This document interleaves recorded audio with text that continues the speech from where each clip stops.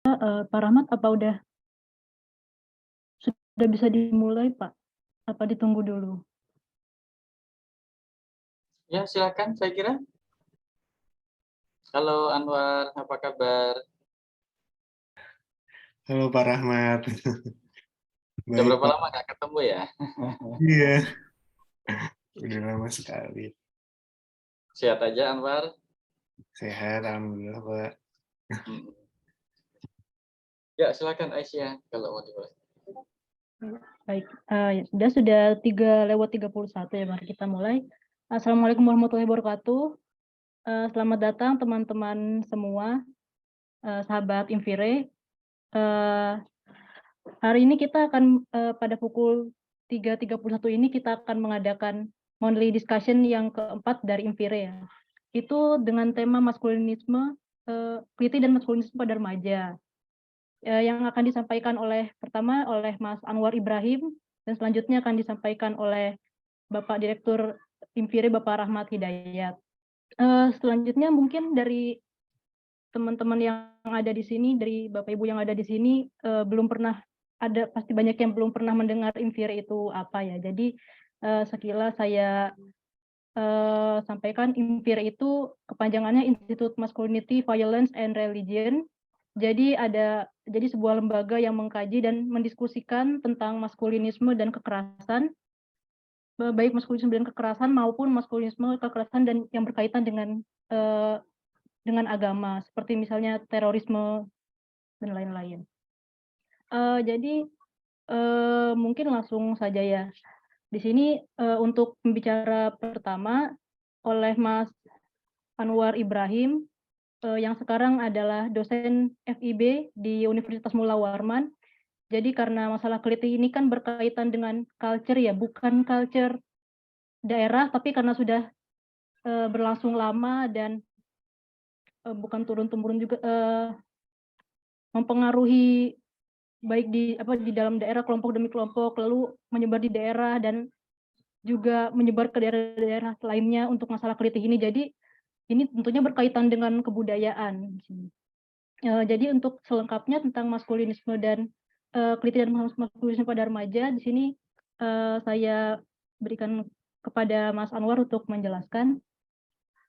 Ya, silakan Mas Anwar. Oke, terima kasih sebelumnya sama Aisyah ya, dan juga Pak Rahmat Hidayat kesempatannya untuk memaparkan tentang salah satu contoh kenakalan remaja ya. Jadi di Jogja itu ada yang namanya kelitih. Jadi sebutnya kelitih kita, bukan kelitih. Seperti itu. Jadi saya izin share screen dulu.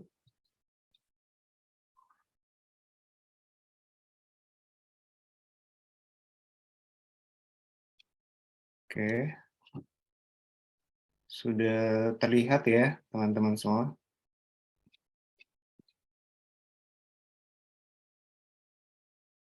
Oke, jadi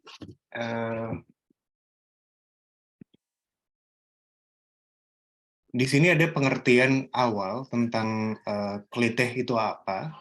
Jadi sebetulnya kelitih itu adalah kegiatan mencari kesibukan di kala waktu senggang. Jadi sekelompok remaja yang ingin mencari kesibukan yang dilakukan malam-malam atau apa ya? Jadi awalnya itu tidak ada rentang waktunya kapan mereka keluar untuk mencari kesibukannya. Kemudian lama-kelamaan, lambat laun, makna atau pergeseran pergeseran pengertian ini berubah jadi identik dengan kekerasan. Jadi remaja ini khususnya ini kan kelitih ini terjadi di Yogyakarta ya. Jadi di sini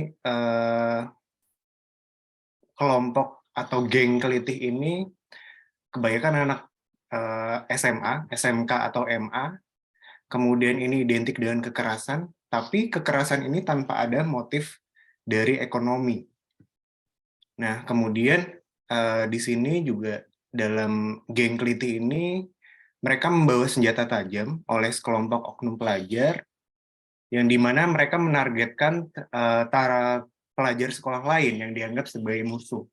Tapi di beberapa tahun belakangan ini tidak hanya pelajar juga yang menjadi korban, bahkan mahasiswa juga bisa menjadi korban. Nah, Kliti ini untuk apa sih? Jadi mereka, geng ini tujuannya untuk apa? Yaitu untuk kepuasan, eksistensi, dan juga pengakuan. Yang nantinya di sini akhirnya menjadi crime as culture. Jadi suatu kriminal yang sudah membudaya seperti itu.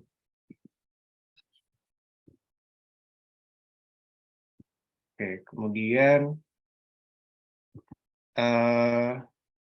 di sini sudah tadi saya sebutkan bahwa mengalami pergeseran makna klite, kemudian dilakukan remaja dan identik dengan kekerasan tanpa motif ekonomi. Kemudian di sini ada untuk kepuasan, eksistensi, dan pengakuan. Jadi eksistensi ini mungkin nanti arahnya akan ke arah masculinity ya. Nah, kemudian kejahatan sendiri adalah pola tingkah laku yang merugikan fisik, materi, dan mental. Tapi di sini, kalau dalam Kliti ini tidak ada motif ekonomi, tidak ada materi dalam bentuk hal yang berkaitan dengan ekonomi. Kemudian di sini kejahatan ini menjadi objek dalam banyak penelitian di bidang kriminologi, lantaran sering terjadi di masyarakat dan berpola. Jadi ada pola-polanya, kemudian dengan mengamati gejala sosial. Nah, selanjutnya ada yang namanya juga dalam kriminologi, dalam ilmu kriminologi itu ada yang namanya kriminologi budaya. Jadi di dalam kriminologi budaya ini menunjukkan dasar korelasi antara kebudayaan dengan praktek-praktek kejahatan, meliputi tingkah laku kolektif, makna simbolik, serta tren atau gaya yang melekat pada geng Klitih contohnya. Nah, dalam kriminologi budaya maka nanti akan disebut tadi crime as culture, seperti itu. Nah, di sini Klitih ini juga dapat kita sebut sebagai bentuk konflik subculture, di mana pada awalnya suatu kebudayaan yang ada, misalnya di Jogja yang sudah lekat dengan kota pelajar, kemudian banyak nilai dan norma, ada unggah-ungguhnya. Kemudian muncullah suatu fenomena Klitih ini, yang mana ini membuat suatu kebudayaan yang baru, gitu. Membuat suatu kebudayaan yang mana ini berkaitan dengan konflik subculture. Nah, kemudian juga ada social control of crimes. Jadi di sini termasuk pengendalian kelompok terhadap kelompok yang melibatkan kelompok masyarakat pengawas di daerah tempat tersebut. Jadi mungkin ini akan jadi akan jadi strategi bagaimana sih nanti Klitih ini dapat menurun, misalnya bagaimana cara penyelesaiannya seperti itu. Kemudian social control theory. Jadi di sini ada melemahnya social bond, ada masyarakat yang jahat ini sebagai faktor pembentuk sub kebudayaan menyimpang. Jadi ini adanya sub kebudayaan menyimpang yang melahirkan konteks kejahatan yang berupa geng. Nah, selanjutnya ini beberapa contoh ya, misalnya tadi saya katakan bahwa lama-kelamaan Klitih ini tidak hanya korbannya itu anak-anak SMA atau pelajar, tapi mahasiswa pun itu dapat menjadi korban. Jadi contohnya seperti ini, Dwi Ramadhani ya, pada tahun 2018, itu seorang mahasiswa UGM yang sedang membagikan makanan sahur, tewas diserang tiba-tiba di kawasan Mirota Kampus Jalan C. Simanjuntak dengan luka sobek sepanjang 9 cm dan kedalaman 8 cm. Jadi ini adalah contoh tidak hanya pelajar, tapi masyarakat umum juga bisa menjadi korban. Nah, pada tahun 2020 nih, Polda DIY mencatat ada 52 kasus Klitih dengan 91 pelakunya di proses hukum. Kemudian di tahun 2021 jumlahnya meningkat menjadi 58 kasus dengan 102 pelaku yang diproses hukum. Nah, kemudian kita bahas balik lagi ke crime as culture. Di sini tujuan dari kelitih ini untuk mencelakakan korban. Jadi nanti bagaimana ketika seorang anggota geng kelitih itu menjadi lebih eksis sebagai individu, itu apabila dia sanggup untuk menjalankan misinya, misalnya untuk mencelakakan korban dan lain-lain, tapi di sini tanpa mengambil harta atau benda. Kemudian mungkin juga ada motif balas dendam ya di dalam kelitih ini. Mayoritas pelaku geng kelitih ini itu remaja di bawah umur, dan kuatnya kaderisasi yang dilakukan di dalam kelompok tersebut sehingga telah menjadikan tradisi kekerasan tersebut sebagai budaya. Jadi suatu kebudayaan yang baru dalam lingkup pergaulan mereka. Nah, kemudian juga pastinya ada indoktrinasi yang dilakukan oleh misalnya alumni-alumni dari sekolah yang ada. Di situ juga ada proses perekrutan, yang mana proses perekrutan tersebut sebagai budaya yang dilakukan turun-temurun. Nah, ini seperti yang disampaikan oleh Walter Miller, Cloward, dan Ohlin, itu bahwa kejahatan sebagai sesuatu yang ditransmisikan antar generasi. Jadi, turun-temurun sifatnya ini. Nah, kemudian kenakalan remaja ini bisa kita sebut sebagai delinquen ya. Jadi delinquen itu didefinisikan sebagai perilaku melanggar aturan sosial atau standar perilaku yang diterima dan umum digunakan untuk menyebut kelakuan buruk dari anak atau remaja. Nah, jadi menurut Schumacher itu perilaku delinquen ini sebagai perilaku yang ilegal, baik melanggar hukum maupun melanggar status yang dilakukan oleh anak di bawah usia 18 tahun. Seperti itu. Nah, kemudian kita masuk ke sebentar, ke gender dan jenis kelamin ya. Jadi kita bahas sedikit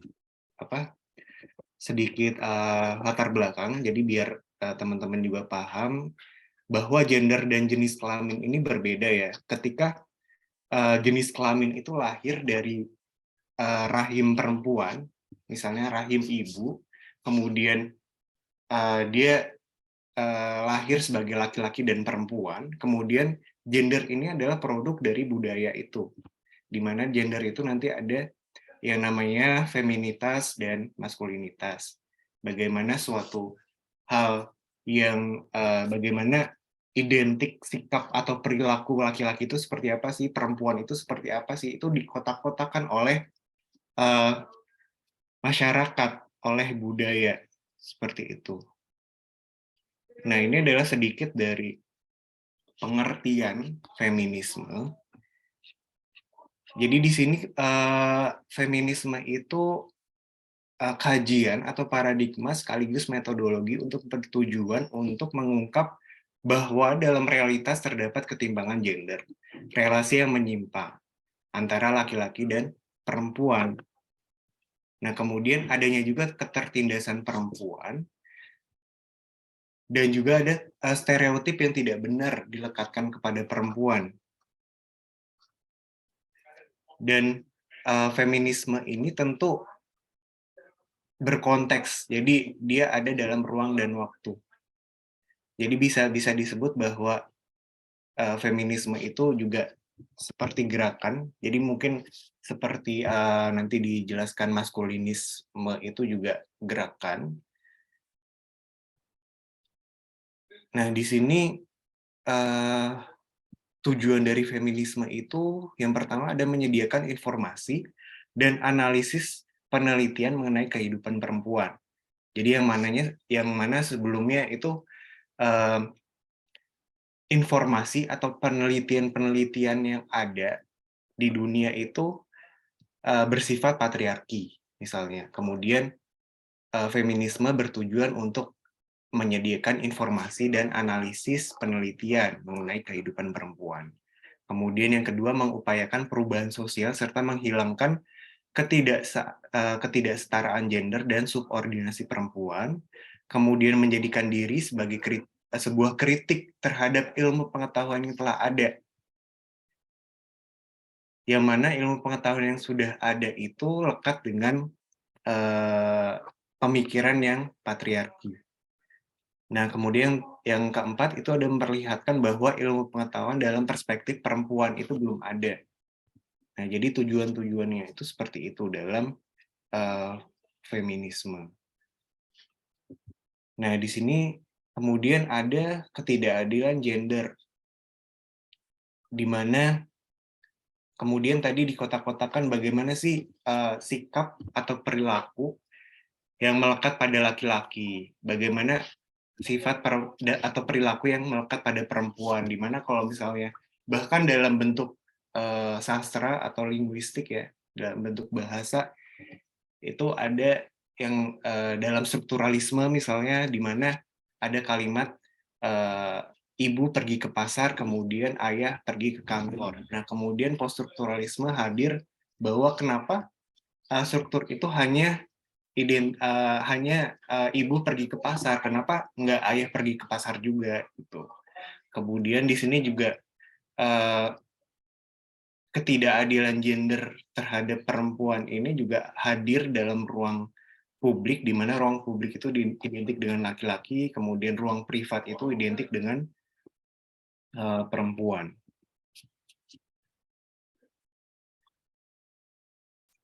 Kemudian kita bahas tentang maskulinitas. Jadi di sini maskulinitas ini sebuah bentuk konstruksi kelelakian terhadap laki-laki. Jadi bagaimana sih laki-laki itu seharusnya berperilaku seperti itu. Kemudian maskulinitas ini dibentuk oleh kebudayaan. Jadi dia bukan lahir secara kodrati istilahnya. Jadi itu dibentuk oleh masyarakat.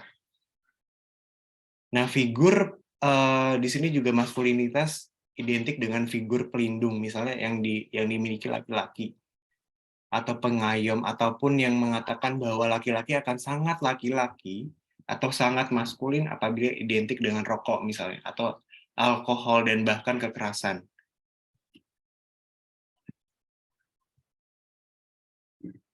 Nah, jadi ada contoh-contoh lagi yang lain, misalnya seorang laki-laki sejati itu harus menghindari suatu perilaku atau karakteristik yang berasosiasi dengan perempuan. Kemudian maskulinitas dapat diukur dari kesuksesan, kekuasaan, dan pengaguman dari orang lain.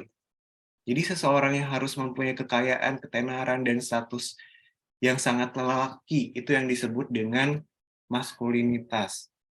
Kemudian juga ada di mana yang disebut maskulin itu adalah yang bisa berpikir rasional, yang punya kekuatan, yang mandiri, dan lain sebagainya. Jadi kalau misalnya dia tidak seperti itu, nanti disebut feminin dan lain-lain. Dan bahkan nanti ada misalnya tugas laki-laki itu kan harusnya ke kantor. Kalau misalnya dalam suatu struktur produk yang dibentuk ya dari masyarakat. Kemudian kalau misalnya dia memasak atau di dapur, nanti kalau misalnya sekarang lagi ngetren yang namanya toxic masculinity. Jadi ada kaitannya dengan itu. Kemudian laki-laki di sini harus mempunyai aura keberanian dan agresi, serta harus mampu mengambil resiko walaupun alasan dan rasa takut menginginkan sebaliknya. Nah, kemudian laki-laki juga harus macho. Terus misalnya identik dengan kekerasan, holiganisme, dan lain-lain. Jadi ini adalah suatu bentuk di mana maskulinitas itu dibentuk dengan ciri-ciri yang seperti ini. Nah, apabila kita kaitkan dengan kekerasan yang kasusnya dalam Kelitih, ini kan tadi fokus dari Kelitih itu kan mencari suatu eksistensi. Nah, eksistensinya ini bentuknya adalah kekerasan. Yang mana ini identik dengan masculinity ya dibanding ke femininity. Kemudian juga misalnya dalam penyelesaian atau dalam penghukuman pelaku kekerasan yang dari geng Kelitih ini, kebanyakan kan misalnya mereka di penjara.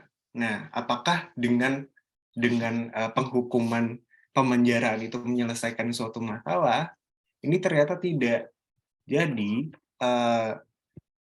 dari pelaku-pelaku pembacokan misalnya dalam Kelitih itu bahkan apabila mereka di penjara itu akan menaikkan gengsi mereka. Jadi mereka semakin bangga.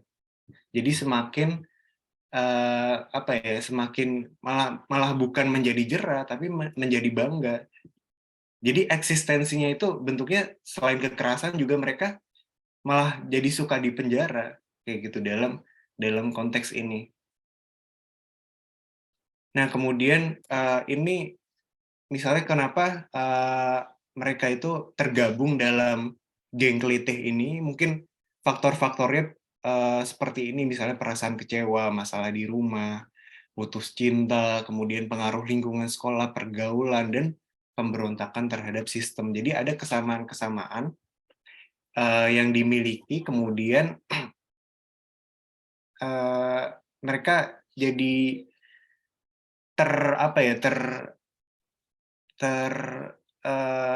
terwadahi di dalam geng Kelitih itu.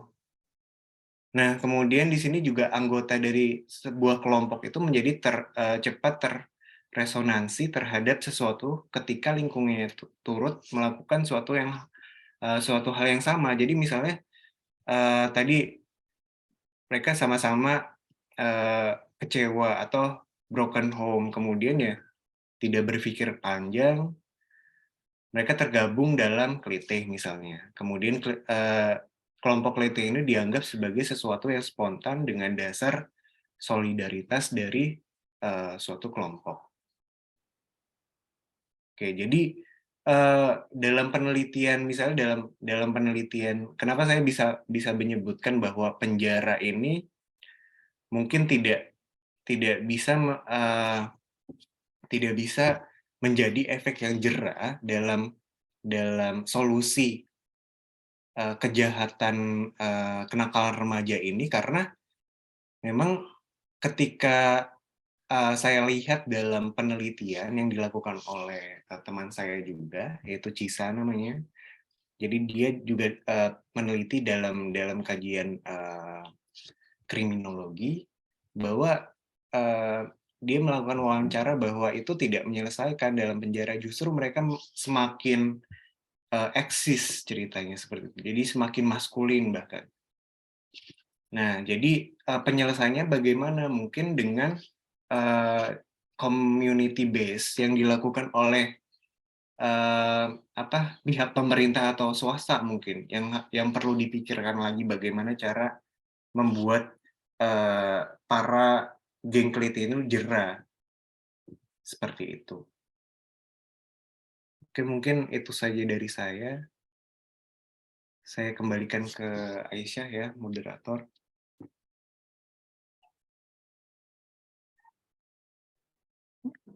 Wah, terima kasih dari Mas Anwar untuk pemaparannya. Wah, menarik ya, ternyata mungkin yang umum diketahui ya Kelitih itu dia kalau misalnya di penjara itu orang jera tidak akan berani melakukan lagi, ini malah ternyata seperti penjara itu justru tempat mungkin dia berkenalan dengan narapidana yang lebih tinggi sehingga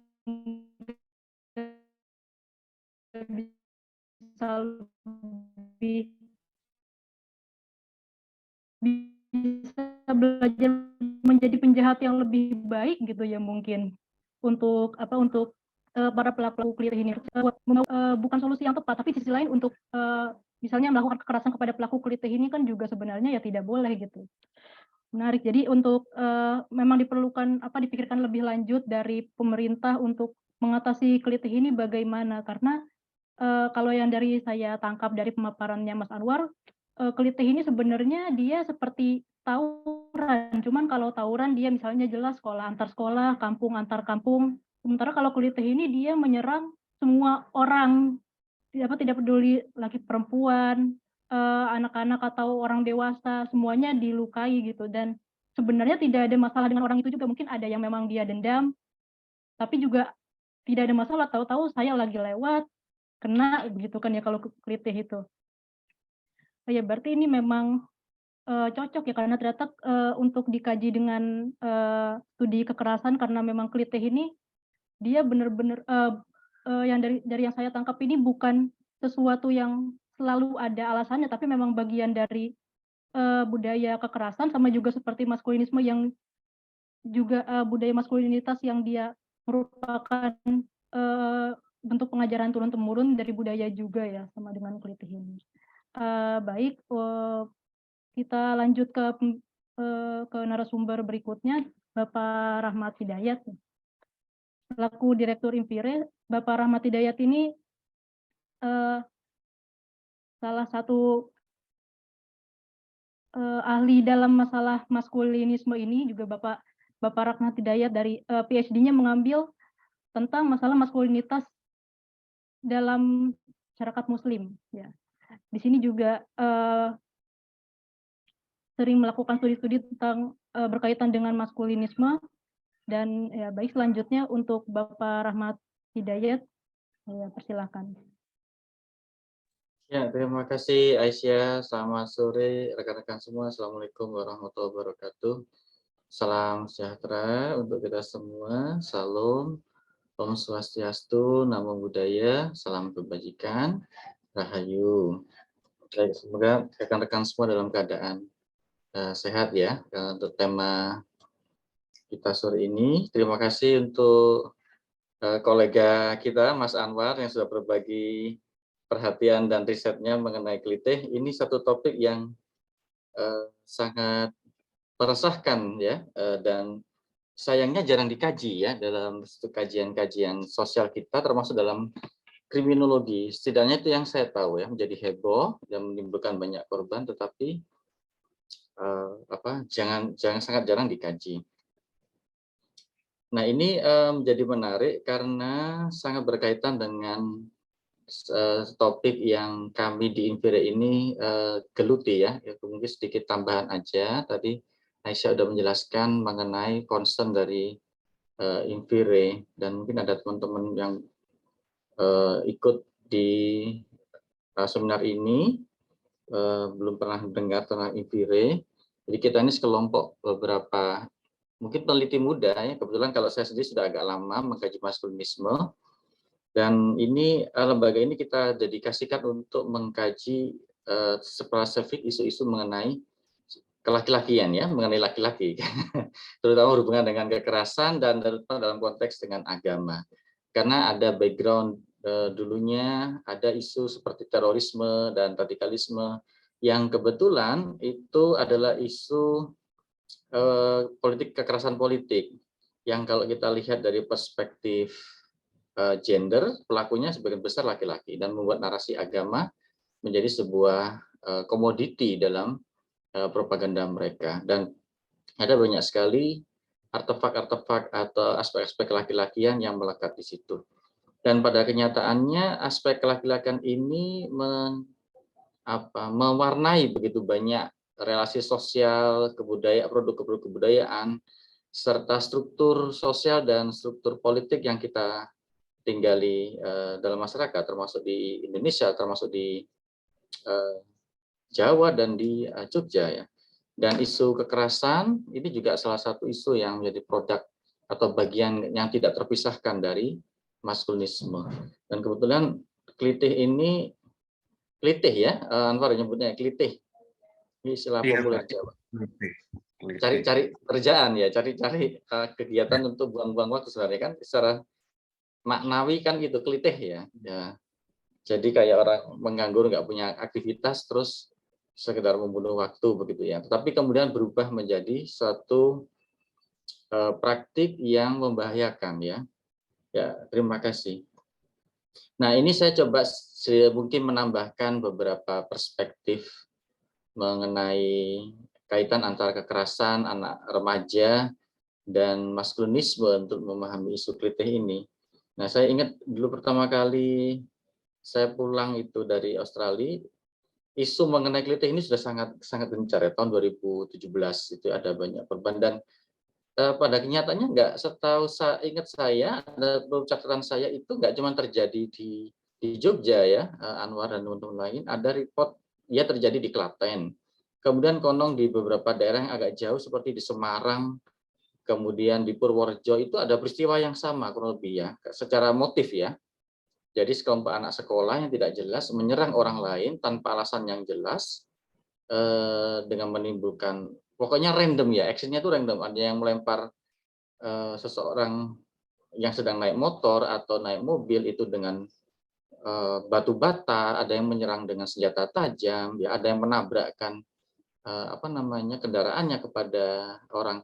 Dan kegiatannya biasanya dilakukan malam hari ya, jam-jam 10 malam ke atas sampai pagi hari itu. Dan realitas ini tuh realitas yang antara kita tahu sedikit dan kurang lebih tidak jelas juga jawabannya, karena satu hal yang sangat berkaitan, kemungkinan besar sangat berkaitan dengan realitas ini adalah bahwa kondisi geng violence di Jogja ini sebenarnya dalam situasi yang agak mengerikan ya, terutama geng antar anak SMA. Kita mengenal ada, setidaknya yang dalam catatan saya itu ada beberapa peta konflik gitu ya, SMA ini sama SMA itu sudah antar generasi itu terjadi konflik, dan tadi diturunkan di reproduksi konflik antara SMA 1 dan SMA yang lain. Dan ini terjadi begitu bukan populer ya, tapi begitu banyak ya, sampai ada kebijakan di tingkat Jogja itu, setidaknya di kota yang saya tahu itu untuk emblem SMA untuk seragam itu tidak dimasukkan, tidak dipakai karena saking bahayanya. Jadi ketika anak tahu ini SMA dari mana, itu ada peluang dia terjadi konflik sampai di tingkat itu ya. Ini artinya kultur kekerasan kita di kalangan remaja, di pelajar di Jogja ini sudah sangat mengerikan.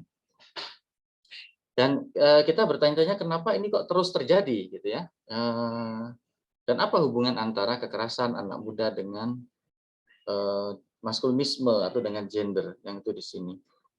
Nah, tadi sebagian telah diungkapkan oleh Anwar dengan sangat baik mengenai ekspresi of violence ini ya, act of violence dari anak-anak remaja yang mereka tidak punya motif ekonomi, tidak punya motif seperti para kelompok politik radikal, misalkan mereka berambisi untuk mendapat suara, kemudian atau mempunyai agenda mendirikan negara. Kelitih juga tidak ya, tapi sebuah tindakan random yang kita sangat dikaitkan dengan ekspresi kemudaan. Nah, mungkin ini sedikit saya coba bingkai dalam konteks studi maskulinisme. Nah, ada satu teori dalam maskulinisme ini yang sering dipakai ya, dan dalam hal ini saya kira cukup relevan ya. Nah, teori ini sudah agak lama digagas oleh Raywin Connell, salah satu pemikir dari kajian maskulinisme. Nah, Raywin Connell ini membagi maskulinisme itu ada 4 kategori menurut standar kekuasaan mereka, itu ya. Nah, yang pertama, yang paling general, yang paling mainstream ada hegemonic masculinity atau maskulinisme hegemonik. Nah, maskulinisme hegemonik ini adalah sebuah ekspresi atau konstruksi maskulinisme yang paling dominan dalam masyarakat. Yang itu tadi ya, yang dijelaskan oleh Anwar, satu konsep maskulinisme yang menggariskan laki-laki itu satu, harus berbeda dengan perempuan dan harus dibedakan dengan perempuan. Dan kedua, laki-laki itu secara kultural dia harus superior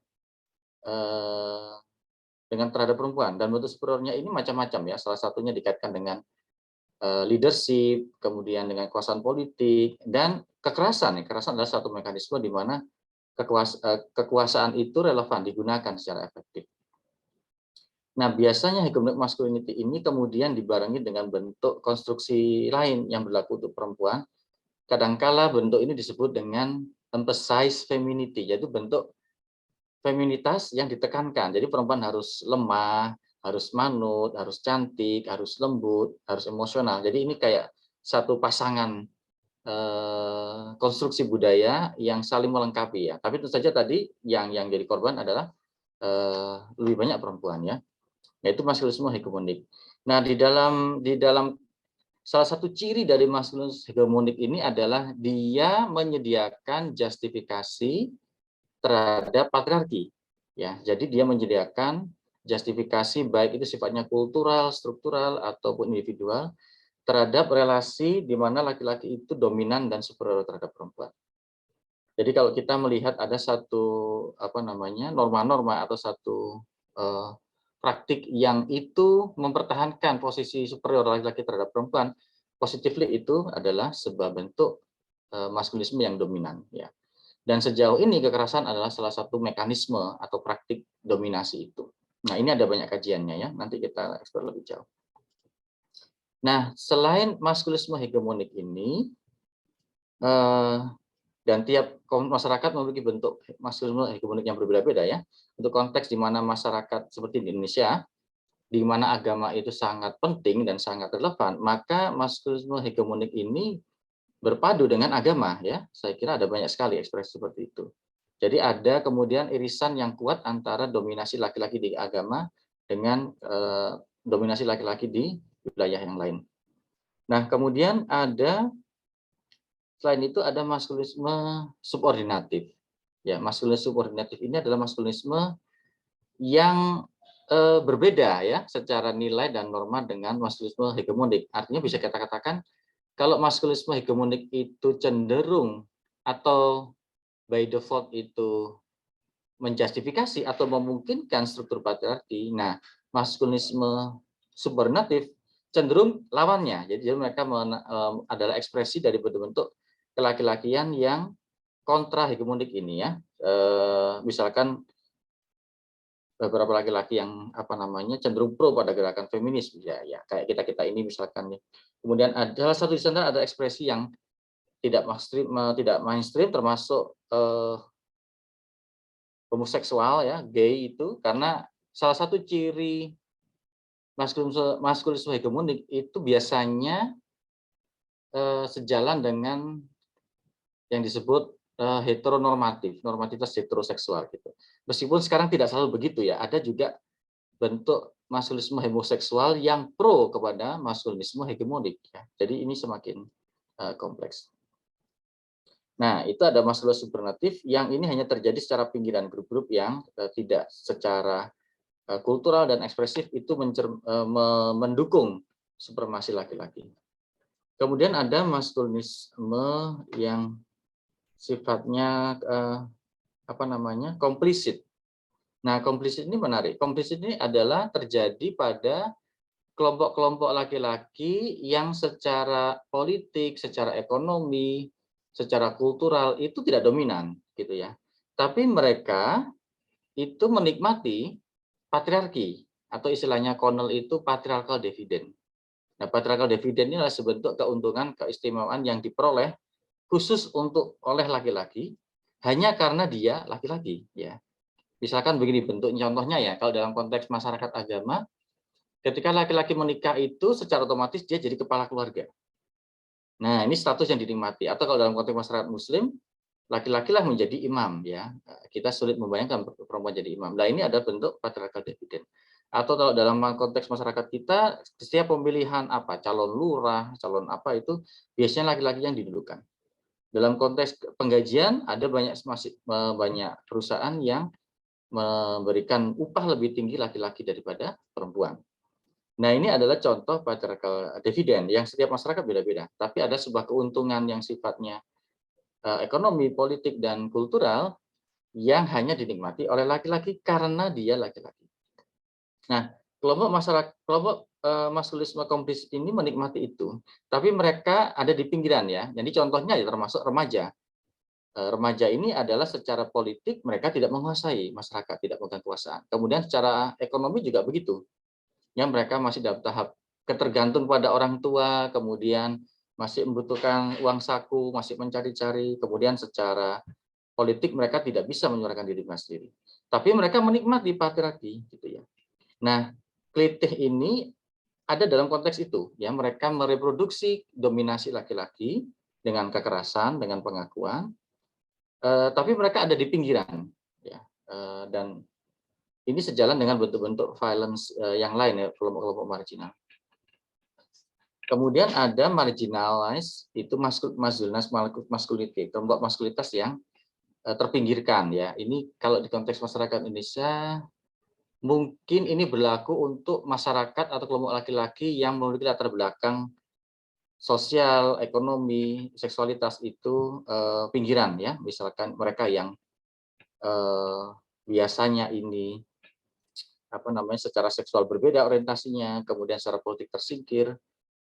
Dulu ada konteks tertentu misalkan keturunan Tionghoa itu tidak mendapat dominasi gitu ya, tapi sekarang saya kira agak berbeda situasinya.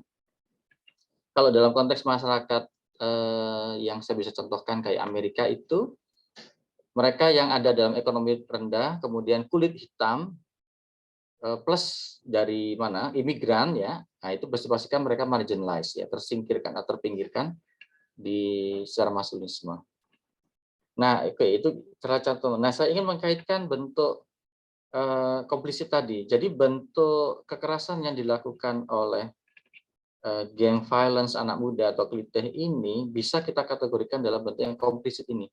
Jadi mereka mencoba menikmati keistimewaan sebagai laki-laki dengan cara-cara yang non mainstream, dengan cara-cara misalkan karena mereka secara ekonomi masih tergantung, kemudian tidak menguasai partai politik begitu ya, misalkan tidak punya media seperti para penguasa media atau tidak memiliki prestasi misalkan ya, tidak menjadi contoh yang menjadikan model bagi masyarakat mengenai idealitas seseorang laki-laki misalkan.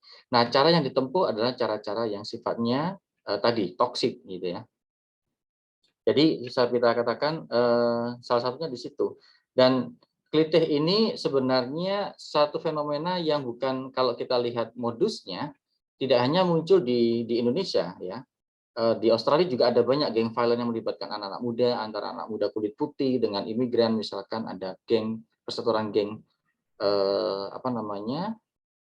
yang berkulit putih, kemudian dengan mereka yang dari Afghanistan dan Pakistan yang terjadi kekerasan seperti itu. Kemudian ada geng motor misalkan ya, juga sama ya. Dulu waktu saya masih muda, sekarang juga masih muda ya, masih SMA gitu. Itu waktu itu di Surabaya ada sekali banyak geng-geng anak muda yang memberikan nama-nama yang aneh-aneh gitu ya. Dan mereka menunjukkan eksistensi mereka dengan cara mencoret-coret tembok-tembok itu di mana-mana ya, macam-macam. Sehingga kalau ketemu antar geng kemudian terjadi kekerasan. Nah, persis seperti yang disebutkan Anwar tadi, bentuk konstruksi yang ingin mereka munculkan adalah bentuk nilai-nilai seperti kejantanan, keberanian, kenekatan gitu ya. Jadi kisah misalkan mereka punya cerita mengenai bengi aku nyerang toko nengko tak sawat misalkan dilempar dengan batu sampai rusak modiar gitu terus dia lari. Nah, itu sebuah kisah-kisah heroik yang mereka dengan kisah itu mereka mengklaim power mereka dan mendapat penghargaan. Atau kisah cerita-cerita mengenai dulu saya sempat juga mengamati fanbase-nya sepak bola Persebaya bonek ya, bonek seperti itu ya. Semakin Anda punya prestasi menonton Persebaya dimanapun, gandol truk, naik kereta, ngerusak, terus ngerampas toko, nyerang orang, itu kisah-kisah heroik yang mereka jadikan komoditas, jadi mereka jadi list of reputation prestasi mereka agar mereka diakui keberadaannya. Nah, kurang lebih sepertinya kelitih beroperasi seperti itu ya, kemampuan mereka untuk bercerita mengenai kenekatan mereka, kengawuran mereka, bahkan ditangkap polisi, dipenjara, dipukuli. Itu sebagai kisah-kisah keberanian, kisah kejantanan, kisah bahwa mereka strong gitu ya. Nah, itu nilai-nilai yang berlaku dari mereka karena mereka tidak memiliki akses pada politik atau akses pada ekonomi gitu ya. Kisah mengenai misalkan bisa nyekolahkan anak atau memiliki sawah berapa puluh hektar itu tidak bisa mereka klaim. Tapi story of violence ini menjadi komoditas yang menjadi klaim mengenai ekspresi kekerasan itu. Sehingga ini menjadi tadi yang seperti disebutkan oleh Mas Anwar, sebagai bentuk ekspresi yang toksik, karena toksik dalam artian dia bukan hanya membahayakan dirinya sendiri, tapi dia juga membahayakan orang lain ya. Nah, ini adalah memang hanya berlaku pada subkultur tertentu. Tetapi kita harus memahami bahwa latar besar norma-norma yang mereka ingin capai itu biasanya berakar dari nilai-nilai masyarakat kita tentang laki-lakian ya, yang kita akui sebagai natural, sebagai sah, seperti kejantanan, keberanian, kenekatan gitu ya, kemampuan untuk mengalami bahaya, terlibat dalam tindakan-tindakan bahaya, kemampuan untuk bertahan dalam situasi sulit, kemampuan untuk endurance pain gitu ya. Nah, ini ada dalam konteks laki-laki itu yang semua dalam masyarakat kita itu sah ya. Sekarang saya tanya, kalau masyarakat Jogja, masyarakat manapun mengharap laki-laki itu pasti jantan gitu ya. Tapi anak-anak ini menafsirkan jantan sebagai bentuk aksi agresi dan melukai orang lain. Juga keberanian gitu ya. Jadi ketika keberanian menjadi standar, kemudian dijadikan bentuk tafsir yang sifatnya berbahaya ya. Jadi yang perlu saya kira yang sangat penting bagi kita adalah bahwa aksi-aksi ini tidak muncul dari ruang hampa ya. Mereka punya reference kulturnya, nilainya itu dalam masyarakat, dalam nilai-nilai kejantanan masyarakat kita yang diakui dan diterima oleh masyarakat sebagai ya laki-laki mestinya kayak begitu, sebagai norma-norma yang sah dan kita anggap itu natural, kita anggap itu kodrati, kita anggap itu sepantasnya gitu ya. Nah, ini saya punya agak sedikit pembandingan kisah ya mengenai kelitih kekerasan sebagai ekspresi of power ini yang berlaku untuk subkultur tertentu dengan konteks subkultur yang lain, yaitu kelompok-kelompok terorisme dan radikal.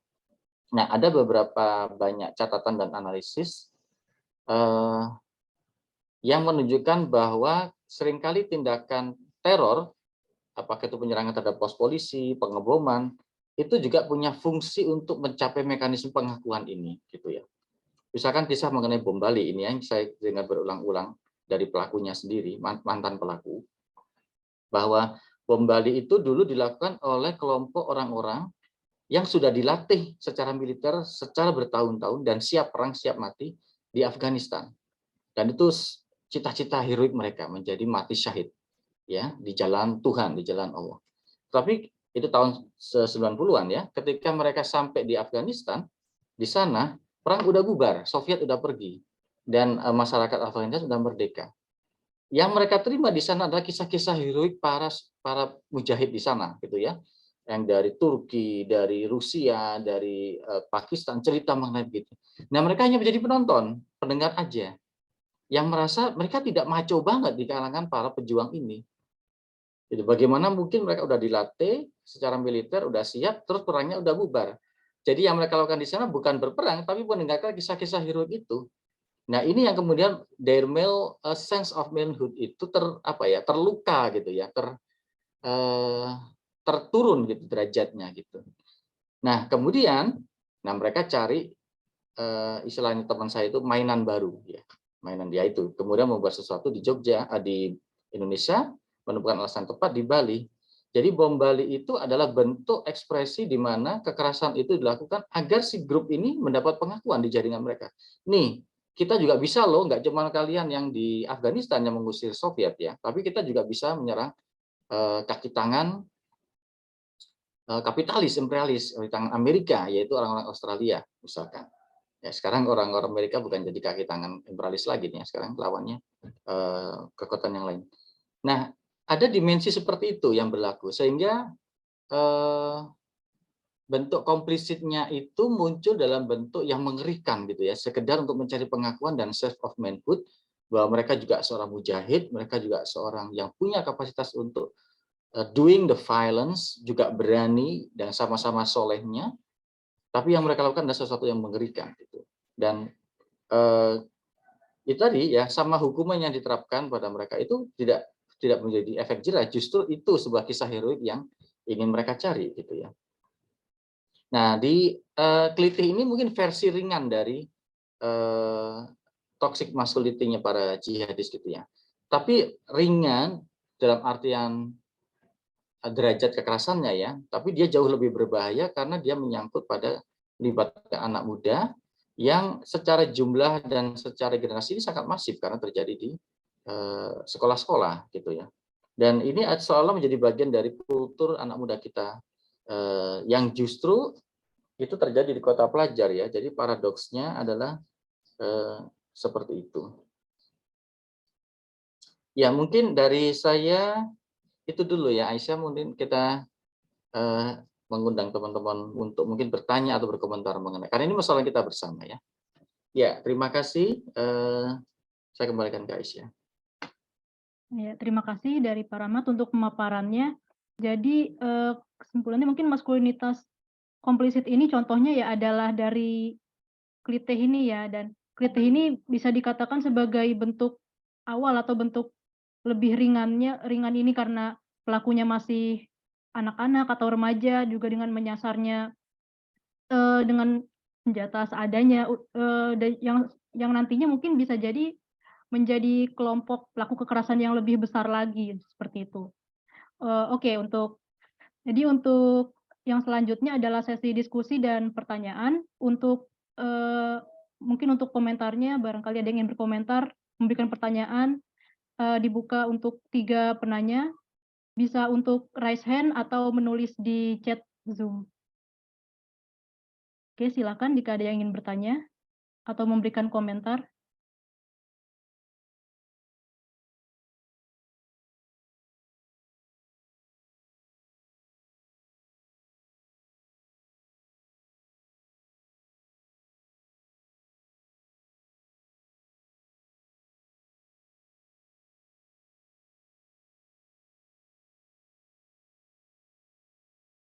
Mungkin kalau nggak sambil nunggu, mau saya tambahin sedikit ya, Aisyah. Saya tadi mau melengkapi yang penjelasannya Anwar mengenai feminisme dan gender ya. Nah tadi di dalam presentasinya Mas Anwar menjelaskan mengenai feminisme dan gender. Nah ini saya ingin menambahkan aja. Kalau tadi Anwar menjelaskan bahwa feminisme dan kajian gender ini banyak berfokus pada situasi dan kondisi perempuan dan bagaimana perempuan ini menjadi korban atau objek dari struktur patriarki, sehingga seolah-olah ada asosiasi bahwa yang punya gender itu hanya perempuan ya, karena perempuan kemudian diharuskan untuk bersikap begini, berperilaku begitu, gitu, ada standar norma-norma tertentu. Nah, dalam kajian maskulinisme ini sebenarnya juga dibalik ya, bahwa laki-laki pun itu juga bergender dengan norma-norma tertentu, dengan penampilan tertentu, termasuk yang kita diskusikan sore ini, bahwa laki-laki itu diharapkan itu bersifat jantan, bersifat tegas, teguh, terus berani, macho gitu ya, terus tidak takut akan tantangan. Itu adalah juga bentuk konstruksi gender yang berlaku dalam masyarakat kita sebenarnya. Dan termasuk apa yang dilakukan dalam praktik klitih, praktik kekerasan ini adalah bentuk yang bergender. Sehingga kekerasan atau kriminalitas yang dilakukan oleh anak-anak remaja di sini itu tidak bisa kita pahami sebagai bentuk tindakan individual aja atau menyangkut dengan kondisi psikologi perkembangan mereka, tapi juga referensi gender mereka. Kenapa mereka harus butuh mencari pengakuan mengenai kejantanan mereka, atau kemauan kebutuhan untuk mencari keberanian mereka? Karena nilai-nilai itu yang berlaku dalam masyarakat yang diharapkan oleh mereka. Dan pelakunya kan sejauh ini kelihatan laki-laki toh, dan sangat khas ya, kita tidak bisa menemukan satu bentuk yang lain. Kalaupun ada perempuan yang terlibat di situ, itu artinya juga pelaku perempuan yang mengadopsi standar dan nilai-nilai kelaki-lakian yang berlaku ya. Nah itu satu, jadi laki-laki juga bergender. Terus kemudian yang kedua, dalam konteks maskulinisme sebenarnya bukan hanya perempuan yang jadi korban ya, laki-laki juga tidak semua bahagia dengan maskulinisme. Salah satunya dalam konteks klitih ini, mereka juga dipaksa untuk membuktikan dirinya oleh standar norma yang sebenarnya juga tidak terlalu memaksakan, tapi mereka merasa itu sebagai kebutuhan ya. Nah, jadi di banyak kasus juga laki-laki itu menjadi korban dan menderita gara-gara tuntutan menjadi laki-laki yang begitu strict.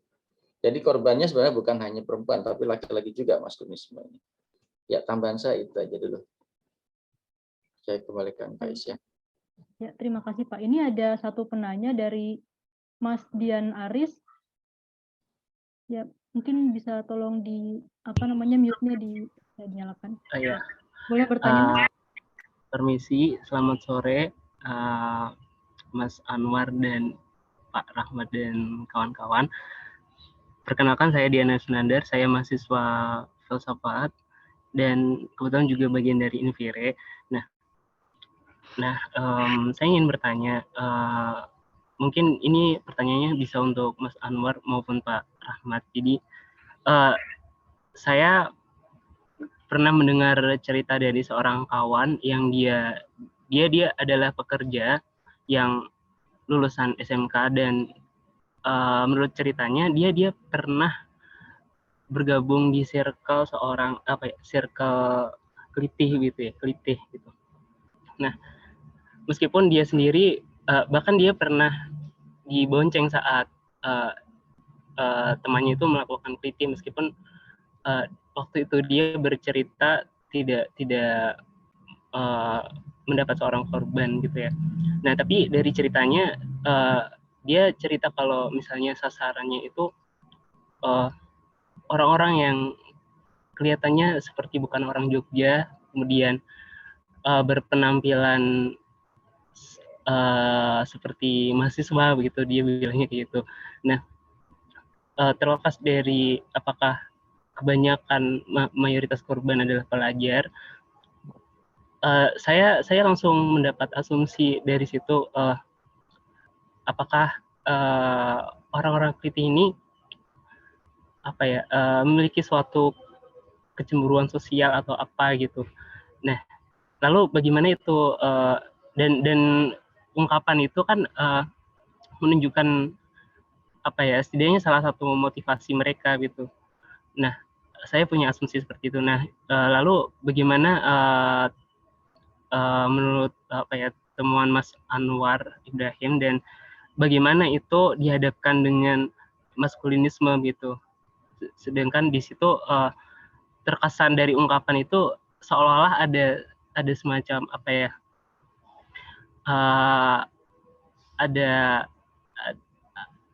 ada semacam ungkapan kecemburuan sosial begitu, kalau menurut asumsi saya gitu. Terima kasih.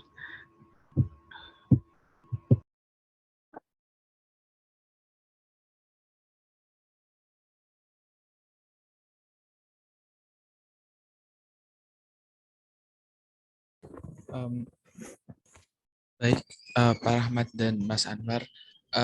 Mohon maaf untuk moderator sendiri, yaitu Kak Aisyah, laptopnya sedang mati, jadi kita akan membackup dulu ya Pak sama Pak Mas Anwar. Mungkin langsung boleh dijawab, mungkin Mas Anwar atau Pak Rahmat, silahkan. Oke. Siapa dulu nih, Pak Rahmat atau? Silakan Anwar. Oke, jadi terima kasih ya pertanyaannya dari Mas Dian Aris. Jadi sebetulnya ini kajiannya harus diteliti lebih lanjut ya. Jadi ini asumsi tadi ada asumsi kecemburuan sosial. Jadi ya mungkin saya ada. Jadi gini, dalam penelitian yang ada yang saya temukan itu karena dilakukan di masa pandemi, jadi kurang memungkinkan untuk mendapatkan narasumber yang banyak ya terkait dengan kelitih ini. Jadi ini hanya dari sudut pandang pemerintah saja.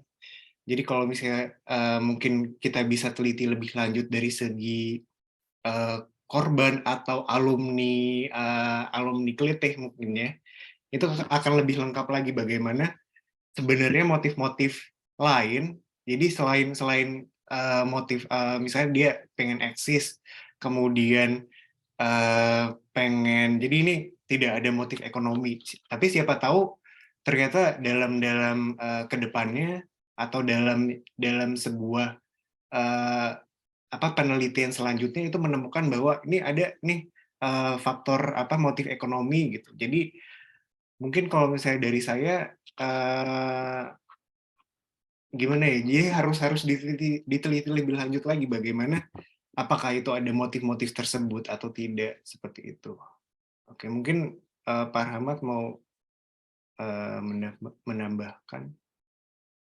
Ya, terima kasih pertanyaannya. Ya, saya sepakat dengan Mas Anwar. Kita memang ini kan soalnya kasus ini kan berdinamika ya.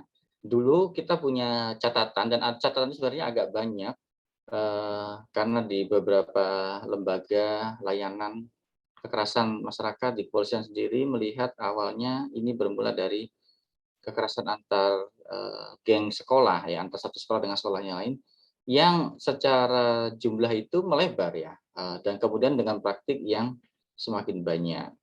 Kemudian ternyata dia juga melibatkan bukan hanya anak-anak sekolah yang aktif, tapi juga anak-anak drop-dropan, itu juga ada catatan pers, saya pernah dapat catatan seperti itu. Kemudian juga dilakukan di aktivitas yang bukan hanya ketika sekolah aktif ya, masa liburan juga berlaku gitu. Jadi ada dinamika seperti itu. Kemudian ada perkembangan mengenai korban juga ya. Jadi kita memiliki catatan-catatan atau serpian-serpian informasi yang masih sepotong-sepotong sebenarnya. Makanya seperti saya sebut di awal, fenomena ini adalah fenomena yang cukup memprihatinkan, tapi memang sayangnya studi atau kajian mengenai kelitih ini masih cukup terbatas ya. Kita mendapat datanya separuh-separuh, dan kalau tadi Mas Ar menyebutkan kajiannya ini di masa pandemi, nah sedalam catatan saya ini sudah terjadi tahun 2016 atau 2015 sudah ada satu identifikasi ini seperti menjadi satu bentuk perilaku yang berulang ya, kelitihnya ini. Dan kalau di Jogja kekerasan terhadap antar geng ini sendiri sudah usianya sudah cukup lama ya. Ada tren misalkan Man 1 dengan Bob Kri, berapa dengan Bapak, itu ada semacam konflik antar sekolah yang turun-menurun dari generasi.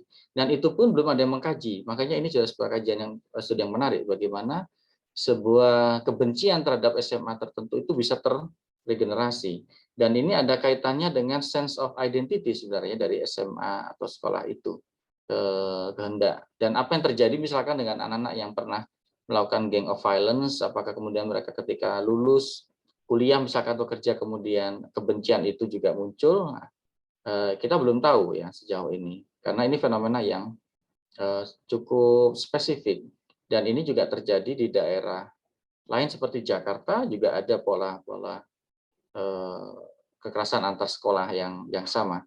Cuman di Jakarta belum ditemukan realitas seperti kelitih ini gitu. Bisa jadi itu mungkin melebar ke unsur-unsur kecemburuan atau yang lain gitu ya. Tapi sekali lagi kita perlu data lebih banyak. Dan tetapi saya kira salah satu unsur yang saya kira bisa kita gunakan adalah yang saya sebut tadi sebagai bentuk komplisit ya, karena realitasnya pelakunya ini adalah anak-anak remaja yang secara ekonomi masih tergantung, secara politik juga mereka bukan para pengambil kebijakan atau orang yang berkuasa, mereka tidak punya background militer misalkan dilatih, jadi tidak bisa bergaya seperti ke grup-grup paramiliter yang dimiliki para partai seperti Banser atau grup GPK misalkan, nggak bisa mereka bergaya. Meskipun ada juga anak muda yang terlibat dalam organisasi paramiliternya partai-partai gitu ya. Tapi ini berbeda ya. Jadi secara sekilas dia bersifat komplisit sebagai cara untuk mencari pengakuan, mencari sense of belonging dari subculture mereka yang sebenarnya sangat sempit. Saya kira seperti itu. Dan mungkin juga kita harus melihat realitas budaya dari masyarakat, kebudayaan masyarakat remaja kita ini kan, kalau sepanjang pengamatan saya semakin lama semakin permisif pada kekerasan ya. Misalkan bentuk-bentuk video game misalkan, itu semakin lama semakin eksplisit ya ke bentuk-bentuk keterlibatan violence-nya ya, dengan teknologi yang makin bagus. Misalkan ada banyak game ini, kebetulan kemarin ada salah satu mahasiswa saya yang mengkaji video games yang maskulinisme, dan bentuk eksplisit kekerasannya sangat eksplisit ya. Ada misalkan game Tour of Duty misalnya seperti itu yang realitasnya begitu eksplisit penampilannya. Atau Resident Evil atau yang mana macam-macam gitu. Nah, sehingga kehendak untuk melukai orang lain, untuk melakukan kekerasan ini tidak bisa kita pungkiri itu bisa mempengaruhi ya, meskipun kita perlu pendidikan juga. Apakah para pelaku gamer ini kemudian cenderung violent, itu juga perlu kajian juga di situ. Tetapi ada realitas seperti itu. Juga film-film yang kita saksikan itu semakin permisif dengan bentuk kerasnya semakin intensif begitu ya. Kalau dulu saya tontonannya itu cuman Komando, Rambo, film-film begitu ya. Kalau ada ledakan ya nggak banyak lah. Sekarang ini ledakannya ngeri banget ya.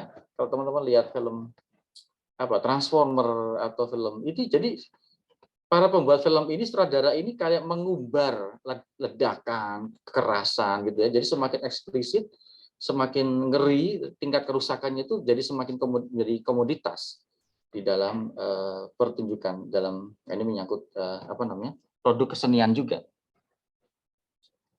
Seperti itu. Juga kita punya sekarang komik-komik yang melibatkan juga violent ya, mostly dari Korea, dari Jepang sih, seperti itu. Meskipun kita juga perlu menyelidiki apakah ada relasi hubungan antara pembacaan komik-komik yang berhaluan kekerasan ini dengan perilaku kekerasan misalkan. Kalau dulu di zaman saya hanya membaca katakan siapa namanya Maut 212 itu saya lupa namanya. Itu banyak lucunya ya. Jadi kekerasannya tidak terlalu eksplisit. Sekarang kalau lihat film-film Naruto aja ya, atau yang lain itu ngeri-ngeri ya. Jadi itu secara tidak sadar ada internalisasi kekerasan sebagai nilai. Dan ironisnya juga didukung oleh kemajuan teknologi yang semakin canggih, semakin eksplisit, semakin jelas. Ya, ini respon saya agak melebar. Terima kasih, saya kira sekali kembalikan ke Aisyah. Ya, terima kasih untuk Mas Anwar dan Pak Rahmat untuk jawaban pertanyaannya. Oh ya, maaf tadi sebelumnya karena cuaca buruk saya terlempar dari Zoom. Jadi untuk mungkin dibuka untuk pertanyaan selanjutnya, silakan raise hand atau ditulis di chat Zoom. Jika ada pertanyaan atau komentar atau tanggapan untuk jawaban sebelumnya.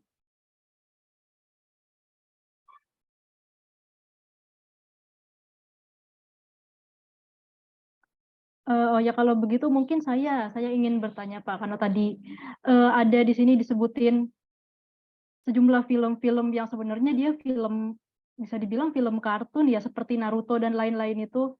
Sebenarnya yang saya tahu memang karena Naruto dan lain-lain itu sebenarnya bukan film untuk anak-anak ya, tapi diputarnya justru banyakan untuk anak-anak. Berarti apakah ini memang memutar film-film kartun, film-film superhero itu sebenarnya juga merupakan bentuk film-film animasi itu merupakan bentuk kesalahan juga dari penyedia layanan media, juga dari pemerintah yang mengizinkan seperti itu, karena itu jadinya memupuk untuk ajaran mengenai kekerasan kepada anak-anak, atau bagaimana ya Pak? Seperti itu saya ingin bertanya. Ya, sebenarnya kurang lebih iya. Jadi karena nggak sadar media dan konsumsi kita mengenai dunia seni populer yang kita lihat setiap hari itu, ya ada internalisasi nilai ya. Saya kira, dan jumlahnya makin banyak. Dan ini misalkan begini ya, kebetulan anak saya ini kan baru saya mengamati perkembangan dia dari umur perempuan ya, dari umur pertama kan nonton film, itu sekarang ada film anak-anak yang melakukan kekerasan, seperti Bobo Boy. Ini tahu Bobo Boy ya? Bobo Boy kayak film animasi dari Malaysia yang berisi beberapa pendekar kecil ya. 1, 2, 3 kecil ya. Si Bobo Boy itu mungkin kalau dibayangkan anak seusia 8-9 tahun lah ya. Dia punya kemampuan bela diri dan macam-macam gitu, dan melawan beberapa musuh dari luar angkasa. Nah, tapi contoh yang disebutkan sini adalah itu tadi, konflik kekerasannya ya, meskipun tidak sampai lawannya meninggal atau ada darah bertumpah, misalkan, tidak seperti itu. Kemudian juga contoh lain yang pernah ini saya mengamati dari media yang tonton anak saya, ada film animasi India, Siva. Ya. Arisa ketawa. Siva ya, Siva ini mengerikan loh ya. Anak kecil pintar silat yang ditonjokin, dibanting itu anak-anak pelaku-pelaku dewasa laki-laki yang depiksinya sangat maco ala India. India itu juga sebuah kultur yang sangat maco ya. Jadi ada Hinduism, masculinity yang sangat maco di sana. Tapi di tangan Siva yang masih kecil dan sederhana suka main sepeda ini, semua mereka gagal ya, ditempelengin, dipukulin gitu.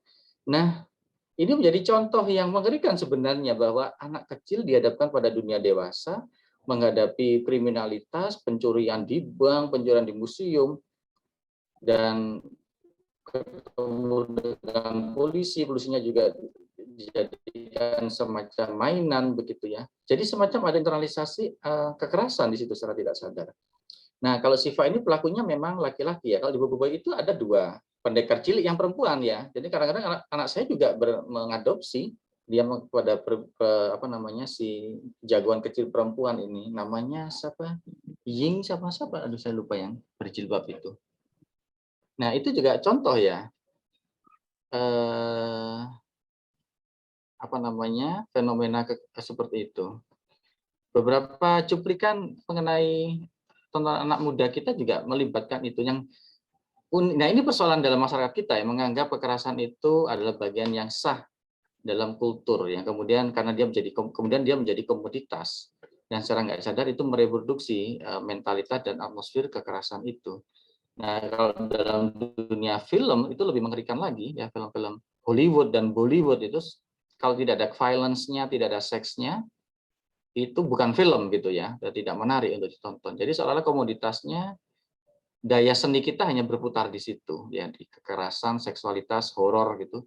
Nah, sekarang kan belakangan muncul film-film Indonesia itu yang mengkombinasikan seksualitas, horor dan violence. Jadi seperti itu. Nah, ini bagian dari gender juga, artinya bahwa tontonan kita juga sangat bergender dan gendernya gender yang masalah ya.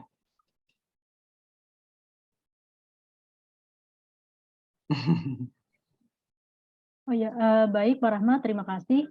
Oh ya, ini ada pertanyaan dari Mbak Yuni Huzaifah. Mengapa kelitih banyak terjadi di Jogja? Apakah ada hubungannya dengan victimhood feeling dengan isu tourism juga sebagai kota pelajar karena mengundang injustice antara pendatang dan lokal? Berarti ini pertanyaannya untuk Mas Anwar ya. Ya, baik, Mas Anwar boleh dijawab. Oke, jadi tadi juga dibahas ya sama ini sudah terdengar ya. Oke.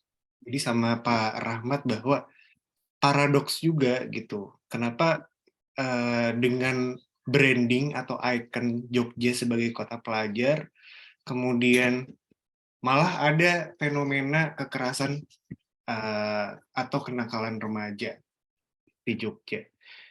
Nah, di sini apakah ada hubungannya dengan victimhood feeling, dengan isu tourism? Kemudian kalau misalnya saya nanggepinnya dengan kota pelajar ya, jadi mungkin yang dilakukan oleh oleh pelaku kekerasan ini, oleh pelaku kelitih ini adalah ketika mereka mungkin di dalam pendidikannya, di dunia pendidikannya, di sekolahannya itu mereka terpinggirkan, misalnya mereka bukan orang-orang yang baik secara akademik misalnya, kemudian mereka mencari eksistensinya itu dalam bentuk lain. Jadi karena mereka tidak bisa berprestasi di lingkungan sekolahnya, di kehidupan pendidikan di sekolahnya, kemudian mereka mencari alternatif lain, bagaimana sih agar sebagai individu, yang mana kita kan sebagai remaja pada saat itu kan ingin eksis kan. Nah, bagaimana caranya kita dapat eksis sebagai individu, sebagai pelajar, yaitu dengan ikut-ikutan, dengan gabung ke geng kelitih itu. Nah, dengan cara tersebut mungkin nanti bisa lebih eksis gitu. Jadi ada suatu kebanggaan tersendiri daripada daripada sekedar berprestasi di lingkungan sekolah. Karena bahkan nanti ujungnya misalnya mereka di penjara itu bahkan nanti mereka bakal pamer-pamer nih, misalnya saya dari alumni lapas ini gitu, lapas A, lapas B. Jadi bukannya nanti malah jera gitu, tapi malah semakin bangga gitu dengan hal tersebut. Gitu sih kalau misalnya dari saya. Oh ya, terima kasih Mas Anwar untuk jawabannya. Ini udah sesi 3 pertanyaan. Sekarang karena sebenarnya juga udah untuk lebih ke diskusi aja sih. Jadi mungkin ada yang mau menanggapi, ada yang mau bertanya lagi, atau ada yang mau komentar, boleh raise hand atau chat Zoom. Silakan. Oh iya. Oke, ada dari Mbak Arista Dewi Rahayu. Ya, silakan Mbak untuk bertanya. Oke, selamat sore buat teman-teman, selamat sore buat Mas Anwar dan juga Pak Rahmat. Shalom. Tadi sempat ternotis juga karena tiba-tiba saya tertawa sendiri ya. Jadi mungkin saya menanggapi mengenai media, khususnya media yang berkaitan dengan Jepang, berhubungan dengan animasi ataupun komik seperti itu. Jadinya sempat saya bertanya-tanya kepada beberapa adik tingkat saya, entah itu adik tingkat ataupun teman-teman sebayanya yang kebetulan lagi berkumpul di situ, yang membahas tentang masalah karakter atau anime yang mau mereka bahas seperti itu. Dan memang mayoritas yang dikaitkan, yang dikaji itu seperti yang saat ini yang paling populer itu kayak Jujutsu no Kaisen, seperti itu. Benar-benar kekerasannya itu tampak dan itu bahkan ada adegan-adegan yang dimana mengeluarkan darah, tonjokan, seperti itu. Mereka itu hanya sebatas untuk excitement-nya saja, tetapi mereka jarang untuk menunjukkan kepada publik, malah lebih tertutup. Dengan adanya mereka sudah mengetahui tentang anime tersebut, jadinya lebih fokusnya pada pembacaan buku, komik, atau anime tersebut. Dan mereka nggak terlalu mengeluarkan diri mereka untuk mengarah kepada kekerasan-kekerasan yang sempat saat ini terjadi. Bahkan kalau saya mau lihat dari Surabaya yang saat ini saat tahun-tahun ini, bulan-bulan ini, tahun 2022 ini sempat terjadi adanya gangster yang jujur saya juga kaget loh, kok kemarin gangster ini kok naik, padahal biasanya yang gangster-gangster ini tuh nggak terlalu dilihat oleh masyarakat karena mereka ini mayoritasnya sama seperti yang dijelaskan bahwa mereka ini lebih dominasinya untuk penguatan eksistensi, untuk mencari kejati dirian bahwa mereka ini cowok gitu loh. Apalagi kalau cowok Surabaya itu habis itu bonek, jadinya mereka memang benar-benar harus kalau saya nggak melukai atau nggak gebrak sebuah tempat kayak gitu, seperti kayak di Surabaya kemarin itu tuh kayak penggerebekan sebuah warkop kayak gitu tuh, itu bukan mereka seperti dan itu juga dilakukan oleh remaja-remaja saat ini. Jadinya kalau saya, walaupun ini masih belum belum diangkat secara resmi dalam penelitian ataupun bagaimana, saya kalau melihat dari sisi yang orang Jepang yang suka anime atau komik Jepang, mereka tidak 100% menganggap bahwa yang berbau kekerasan itu akan ditaruh dalam kehidupan mereka. Justru mereka malah lebih menarik diri dari kehidupan sosial agar bisa mengetahui, menginterpretasi lebih dalam dari sebuah komik atau anime yang mereka baca atau mereka lihat itu. Begitu, Bapak. Terima kasih. Terima kasih Mbak Arista. Mungkin sebelum ditanggapi mungkin dari Mbak Widiarti boleh untuk bertanya. Silakan.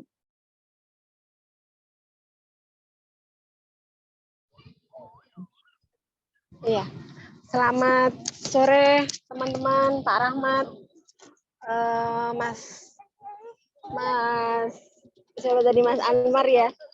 Mohon maaf agak berisik karena sambil ngomong Pak ini. Saya mau menanggapi tentang kelitih yang di Jogja tentang presentasi yang tadi. Kalau di penjara itu lebih lebih ada rasa kepuasan begitu ya. Tapi yang saya tahu tentang kabar bahwa setelah hari raya kemarin itu ada kasus kelitih yang membunuh ibu hamil di Bantul, kalau nggak salah itu Pak. Lalu Sultan meminta untuk semua jajaran bahwa untuk menangkap ini harus ditangkap dari akar-akarnya, seperti itu. Padahal saya kalau ngobrol dengan salah seorang polisi yang dekat rumah itu mengatakan bahwa anak-anak kelitih ini adalah mayoritas, ya walaupun tidak semua, tapi mayoritas ini berstatus sebagai anak pejabat. Sehingga ketika mereka ditangkap, itu kemudian dibebaskan dengan alasan undang-undang anak seperti itu. Nah, apakah yang katanya Mas tadi mengatakan bahwa semakin di penjara itu semakin eksis, semakin bangga, semakin titik kepuasan yang lebih bagi mereka, sedangkan peraturan dari Sultan itu harus ditangkap dari akar-akarnya sekaligus seperti itu, harus ditindaklanjuti. Apakah masih ada rasa seperti itu kalau memang pemimpinnya itu mencetuskan atau membuat peraturan seperti itu, Pak? Terima kasih. Ya, terima kasih Mbak Widiarti. Ini ada 2 pertanyaan lagi, tapi mungkin dijawab dulu ya Pak Rahmat atau Mas Anwar, atau langsung dibrekin 4 itu, atau bagaimana Pak? Dijawab dulu kali nanti nggak lupa. Oh ya, baik. Ya, boleh untuk Mas Anwar atau Pak Rahmat, silahkan menjawab. Iya, jadi mungkin saya menanggapi dari pertanyaan dari Mbak Widiarti ya. Jadi di sini mungkin perasaan bangga seperti itu kan dimiliki oleh individunya. Jadi oleh masing-masing individu yang melakukan itu. Jadi apakah nanti jadi dalam kelitih ini itu ada yang namanya Balai Perlindungan dan Rehabilitasi Sosial Remaja ya, atau BPRSR kalau tidak salah. Dan itu misalnya mereka dalam proses hukum nanti sambil menunggu nanti akan dihukum seperti apa, apakah di penjara, apakah nanti direhabilitasi. Nanti misalnya mereka diminta untuk kerja, misalnya mereka diminta untuk bantu-bantu misalnya nyapu-nyapu atau apa, itu malah apa ya, jadi lebih membuat efek jera daripada mereka mendapatkan hukuman di penjara. Karena ketika mereka diminta untuk bersih-bersih atau mereka mengerjakan volunteer semacam itu di masyarakat dan lain-lain, itu malah membuat bagaimana mereka lebih tertindas gitu. Bagaimana seorang anggota geng kelitih jadi merasa malu, jadi bukan malah merasa bangga. Kalau misalnya di penjara kan bangga, kemudian nanti malah tidak menimbulkan efek jera. Mungkin kalau misalnya dia diminta untuk bantu-bantu atau apa, itu malah jadi mereka malu dan tidak punya suatu suatu kebanggaan tersendiri kan jadinya. Jadi sisi maskulinitasnya ditindas di situ. Seperti itu. Kemudian siapa lagi tadi?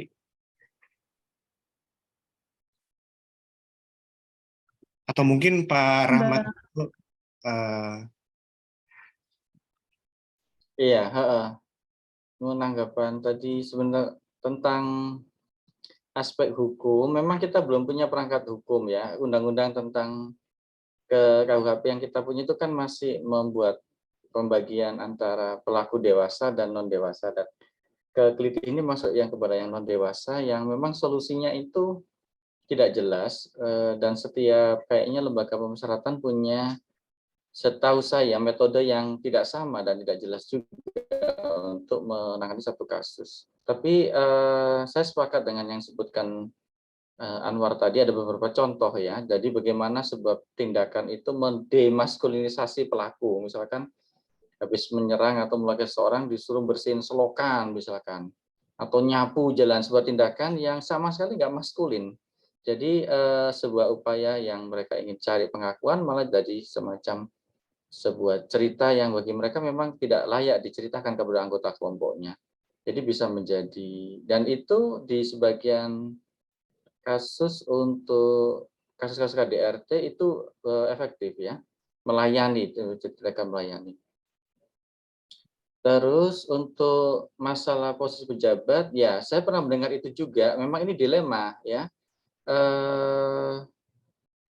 Jadi paradoksnya Keliti ini kan begini. Ada SMA yang itu favorit ya, yang anggotanya adalah anak-anak yang berpunya ya. Jadi bukan dilakukan oleh SMA yang madrasah aliyah di mana yang di pucuk gunung yang nggak punya akses, kemudian jadi nggak punya fasilitas, tapi dilakukan oleh beberapa anggota SMA yang top kayak MAN gitu ya. Itu kan kalau orang nggak mampu tidak mampu nggak mungkin menyalurkan ke situ karena SPP-nya sangat mahal, juga di Bopkri misalkan.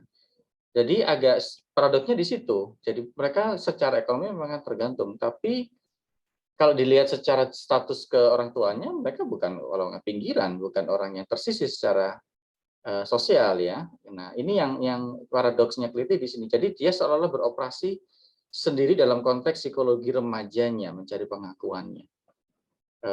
Ini yang membuat Keliti ini lebih rumit. Terus tadi ada catatan dari Eresta.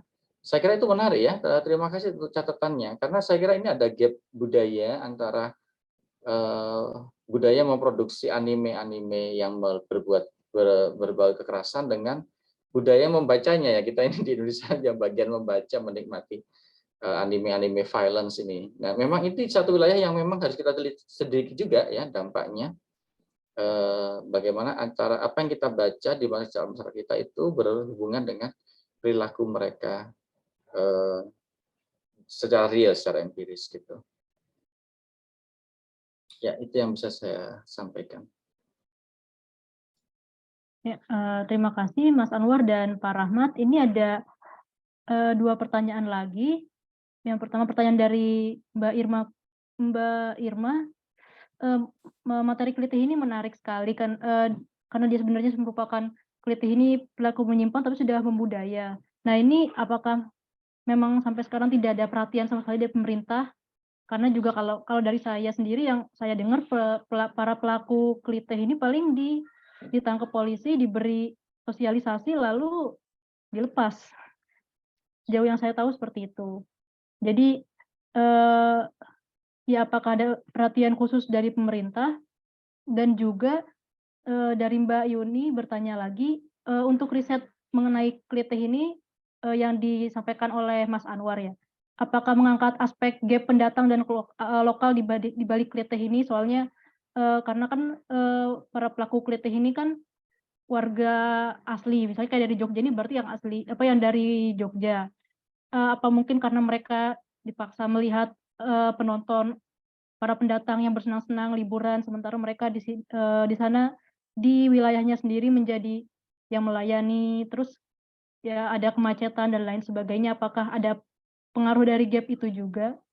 Ya, dipersilakan mungkin yang pertama untuk Pak Rahmat dulu mengenai upaya dari pemerintah terhadap Kelitih. Iya, secara singkat sayangnya belum ya, tidak. Saya katakan belum ada. Ini optimis aja deh, mudah-mudahan suatu ketika ada.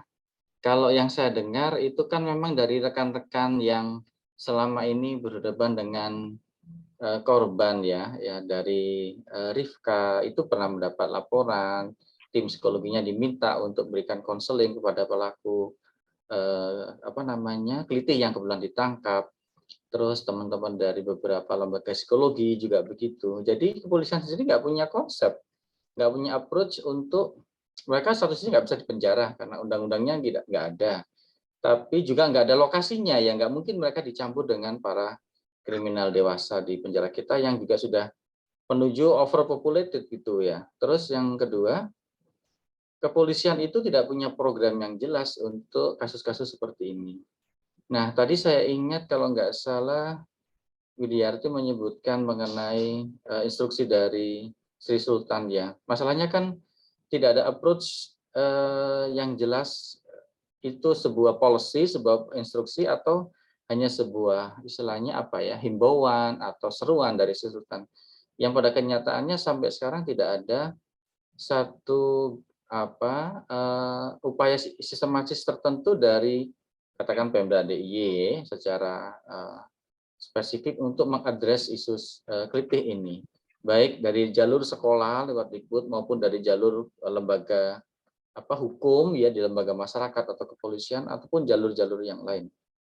Jadi memang masalahnya itu, kemudian ya dia berulang begitu aja. Nah, sementara juga tidak ada solusi dari tingkat pendidikan sekolah gitu ya. Tidak ada upaya yang sistematis untuk mengadres, menghilangkan konflik antar sekolah karena akarnya dulu ada di antar sekolah ini. Kelitih itu yang melibatkan anak-anak sekolah.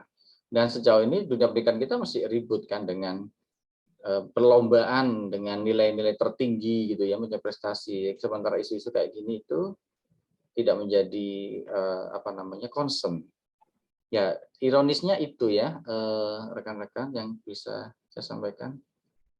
Ini sangat disayangkan memang ya, tapi itu realitasnya.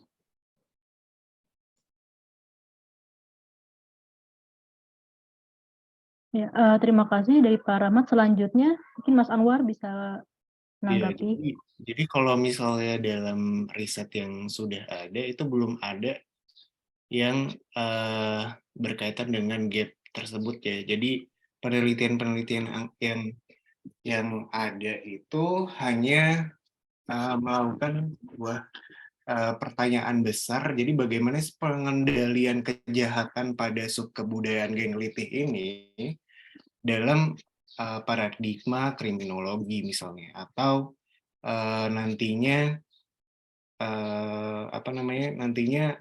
pertanyaannya bagaimana strategi pengendalian kejahatan yang dapat diterapkan nih terhadap perilaku remaja di geng kelitih dalam paradigma kriminologi budaya, misalnya seperti itu. Nah, di mana kita tidak hanya melakukan sebuah penghukuman penal, tapi juga non-penal misalnya. Tidak hanya pidana, tapi juga kalau misalnya penal itu nanti pidana, kemudian dihukum, dipenjara, tapi juga ada jenis hukuman non-penal. Yang mana hukuman non-penal ini mungkin bisa dipikirkan di dalam pemerintahan atau dalam masyarakat swasta, bahkan bagaimana sih caranya kita lebih mengawasi bentuk kekerasan tersebut dan bagaimana cara menemukan efek geraknya itu yang sulit.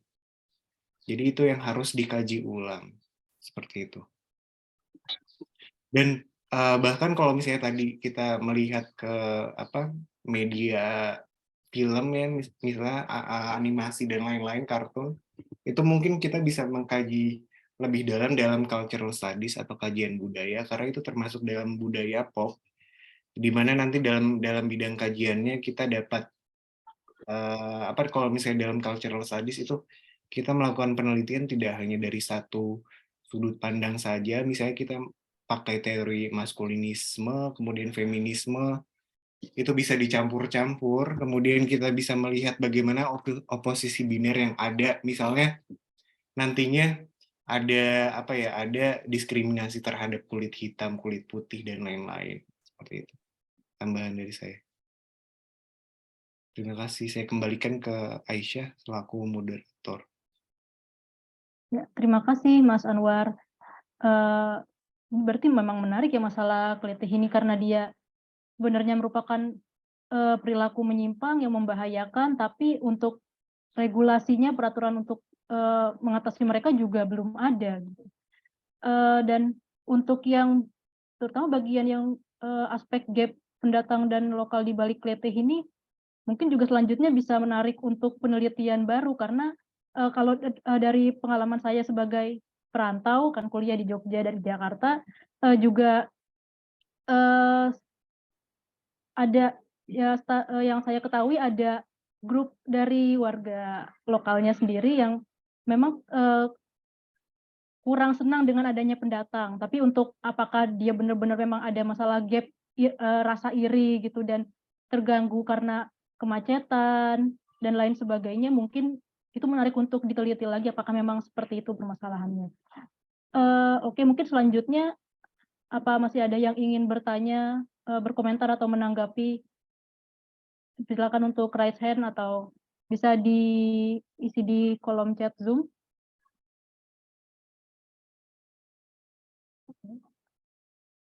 Yes.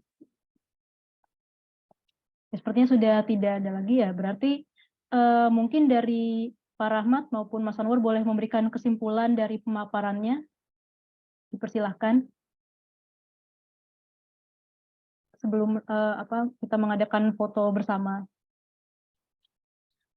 Oke, jadi mungkin kalau dari saya itu bagus tadi ide-ide yang harus diteliti lagi, misalnya mencari gap pendatang dan kemudian nanti juga kita bisa lebih mencari narasumber-narasumber lain gimana dalam perspektif tidak hanya kita melakukan wawancara dari pemerintah atau dari pihak lapas, tapi juga kita mencari bagaimana sih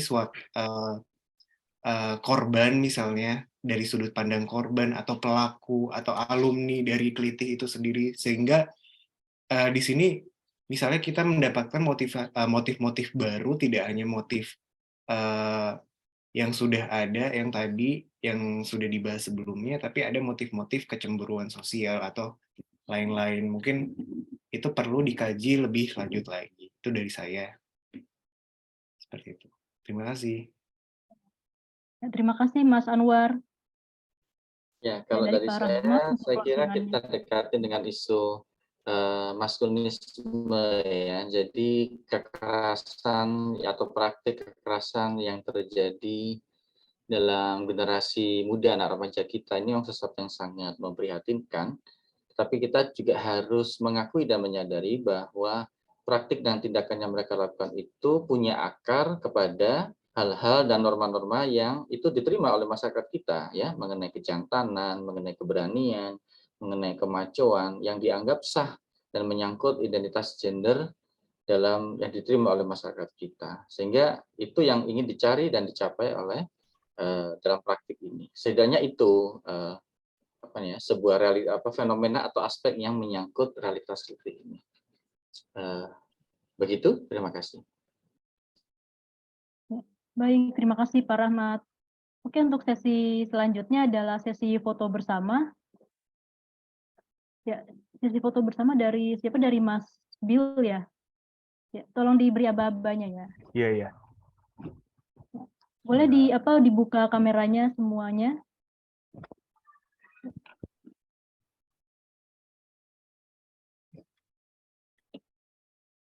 Ya, oke. Apa masih ada yang mau nyalakan kamera? Kalau nggak langsung aja kali ya. Ya. Oke. 1, 2, 3.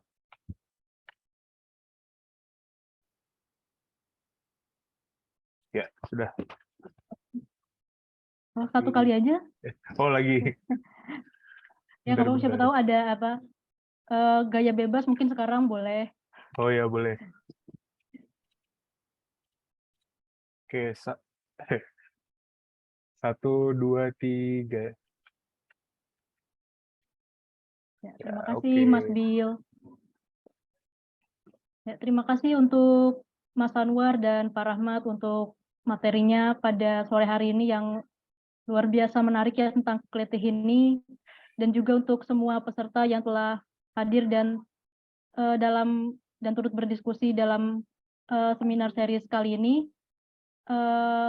Dari saya mohon maaf jika ada kekurangan dan kesalahan, dan semoga dari materi dan diskusi kali ini memberikan manfaat dan mungkin memberikan ide-ide untuk penelitian baru yang nantinya bisa selain bisa dikaji juga bisa bermanfaat untuk mengurangi atau mengatasi masalah kelitih ini yang jujur sangat meresahkan sekali karena benar-benar menyasar orang yang tidak bersalah. Baik, saya tutup sesi pada hari ini. Assalamualaikum warahmatullahi wabarakatuh. Ya, Boleh. oh ya, untuk peserta bisa mengisi pada link presensi ya yang ada di chat Zoom. Ya, terima kasih semuanya. Terima kasih semuanya. Saya pamit juga.